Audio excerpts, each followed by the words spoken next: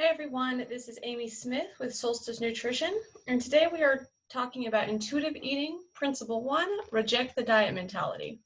And everything in this video today is adapted from the Intuitive Eating, a revolutionary anti-diet approach, the 4th edition, which came out in 2020 by Tripoli and Reish. So this is straight out of the book. Throw out the diet books and magazine articles that offer you false hope of losing weight quickly, easily, and permanently. Get angry at diet culture that promotes weight loss and the lies that have led you to feel as if you were a failure every time a new diet stopped working and you gained all the weight back. If you allow even one small hope to linger that a new and better diet or food plan might be lurking around the corner, it will prevent you from being free to rediscover intuitive eating. So let's talk about a couple fears that might be involved in getting rid of diet culture in your life. So the first fear is if I stop dieting, I won't be able to stop eating. In reality, dieting can actually be a trigger of overeating. It is difficult to stop eating when you restrict foods during a diet. Once your body learns to trust that you aren't going to starve it anymore, the drive to overeat will decrease. Another fear may be if I am not on a diet or a meal plan, I won't know what to eat. In reality, when you move away from food plans and towards intuitive eating, you will eat in response to your inner signals, which will guide you to your food choices. And a third fear may be that you will be out of control. In reality, control has no place in intuitive eating. Rather than focusing on control and external factors such as social media, you learn to rely on your internal signals. You are the only expert on you. You will learn to trust your inner wisdom and honor your hunger cues. So let's talk about the diet void. Diets have served as a coping mechanism. They have filled your time, and they have been part of the control symbols within your life. They offered excitement and hope that the next diet would be the one that worked. It may be hard or scary to say goodbye to your old friend the diet, but you will be moving on from false hope and lifelong disappointments that the diet continually served up. When you start moving out of the diet culture and intuitive eating, you may have to move past dieting bonding that you've done with your friends. If your group of friends spend much of their time together discussing dieting, you may feel left out or detached. Don't feel like you have to justify your decision to not jump onto the latest fad diet. Share your intuitive eating journey to turn them into a new approach to living. And avoid the one last diet trap. So the dieter's plea. You've hit diet bottom, you know dieting doesn't work, and you are desperate. Just one more diet, just this time, and then I'll be good. This is the last plea of every dieter. Just let me lose the weight now, and then I'll figure it out. As long as you cling to the hope that the next diet will work, you won't be free of the diet mentality or free to be an intuitive eater.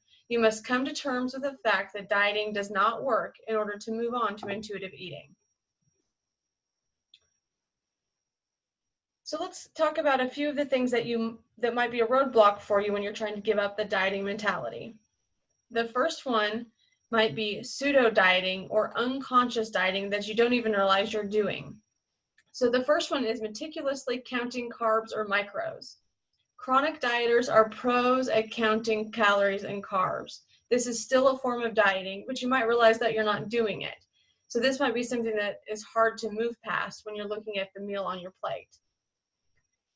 You may try to only eat safe foods. The idea that maybe fat-free, low-carb, or low-calorie foods are considered safer is still a form of dieting. Eating only at certain times of the day.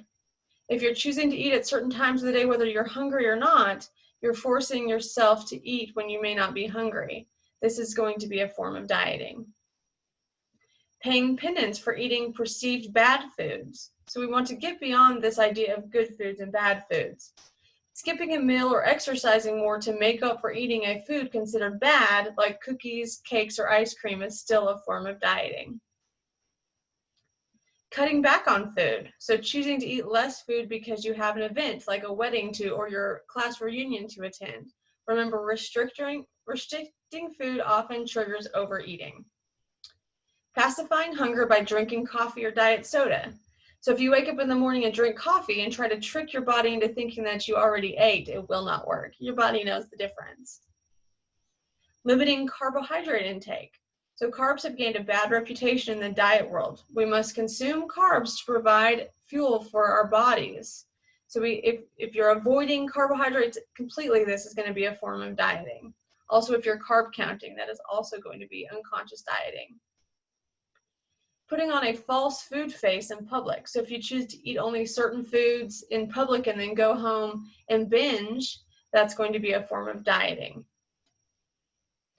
Competing with someone else who is dieting. So dieting is viewed as virtuous. Don't be sucked in when your friends and families are all dieting and talking about their weight loss or their wins that are involved in their diet. Don't be sucked into that. Second guessing or judging what you deserve to eat based on what you ate earlier in the day rather than by your hunger cues. So just because you ate good in the morning doesn't mean that you change the way you eat at night, or vice versa. If you ate something that you would say was bad, you wouldn't change the way you eat at night. That's second guessing or judging what you deserve to eat based on what you already ate. Another unconscious dieting could be becoming vegan or vegetarian or eating gluten-free for the purpose of losing weight. Trying to disguise weight loss tactics as moral or health-conscious choices will backfire. It's a lifestyle. Just because diet culture has become the social norm does not mean it is the lifestyle that you want. It is still a diet. So just because everyone around you is on a diet does not mean that you have to do it. It's a societal norm. So stepping out of that's going to be very difficult. And rigid healthy. So inflexible eating in the name of health.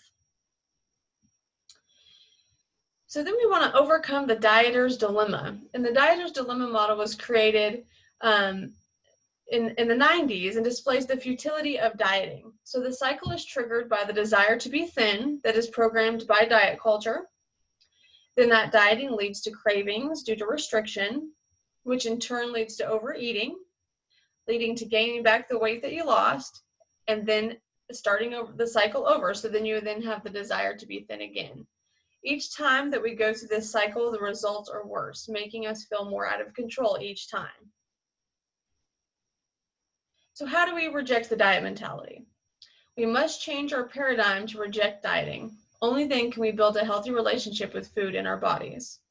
So there are 4 steps to shifting our thinking and rejecting the diet mentality. Step 1 is going to be to recognize and acknowledge the damage that dieting causes. So first, let's talk about biological and health-related damage. Chronic dieting causes the body to retain more fat when you stop the diet. Dieting lowers our metabolism. Dieting leads to more binges and cravings. Dieting increases risk of premature death and heart disease. Diet causes atrophy and satiety cues, so your body doesn't really recognize when it's full or hungry. Dieting causes your body's shape to change, and it can also cause menstrual irregularities, hair loss, and dry skin. Some of the psychological and emotional damage that dieting can cause, or that it leads to eating disorders. Dieting can increase stress and reduce our resilience to deal with stress. Dieting is linked to the feelings of failure, lowered self-esteem, and social anxiety. Dieters are often vulnerable to loss of control and overeating when they feel they have broken their own food rules. And people in a larger body assume that they could not have become larger without having some type of character defect, which is completely false. Step 2, we want to be aware of diet mentality traits and thinking. So we need to forget about willpower. Willpower does not belong in intuitive eating. You wouldn't go to the doctor and the doctor tell you to will your blood pressure to be lowered. So it's going to be the same thing. We cannot will our bodies into eating a certain way. Willpower can be defined as an attempt to counter natural desires and replace them with prescriptive rules. So it's a natural desire for our body to crave something sweet or salty. And willpower is not involved with intuitive eating at all. We want to forget about being obedient. So being told what to do causes rebellion. This is normal and can aid in creating space and boundaries. Food advice may come from outside sources, but ultimately you are responsible for your eating. Forget about failure. There is no failure in intuitive eating. It's all a journey. Step 3, we want to get rid of dieters' tools. Number 1, the scale. The scale is a false idol that sabotages mind and body efforts. So you're trying to will a number to be on the scale, you get on there. If it's higher than you want, then you have, feel horrible about it. You adjust your eating, to what you think you need to do. Or if you get on the scale and it's less than you thought it was going to be, then you might overeat or give into cravings. We want to just get rid of the scale. And also think about a pound not always being a pound. Water weight and muscle mass distort our body's composition on the scale. So we know that someone who is has very high muscle mass, maybe somebody that's like a weight trainer, is going to weigh more because their muscle mass weighs more. So we can't always look at the scale as a direct reflection of how our body composition is made up. And number 4, we want to be compassionate towards ourselves. This is a journey of self-discovery. And I feel like for some people, this is the hardest step, is learning to love yourself and be kind to yourself on this journey. So that was just a quick overview of Philosophy 1.